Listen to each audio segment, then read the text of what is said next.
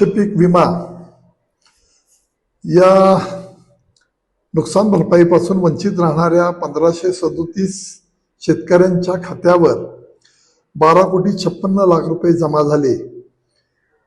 तफावत दूर केल्याने व शेतकऱ्यांची फसवणूक कशी होते उघड केल्याने या ठिकाणी या प्रयत्नाला आपल्या यश आलं.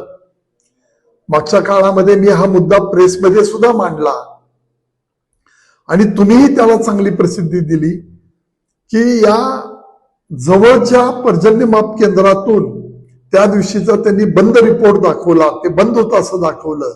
येळावीचंही त्यांनी कमी केलं. येळावी तासगाव या बाबतीमध्ये काल परवा दिवशी 2 दिवसामध्ये पैसे जमा झाले.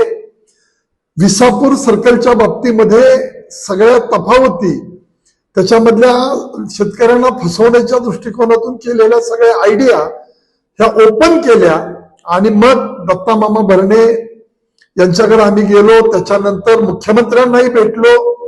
मुख्यमंत्र्यांनी तसे खाली आदेश दिले आणि कलेक्टरांच्याकडून मागच्या आठवड्यामध्ये सूरज मांढरे कृषी आयुक्त यांच्याकडे ते सगळं गेलेलं आहे.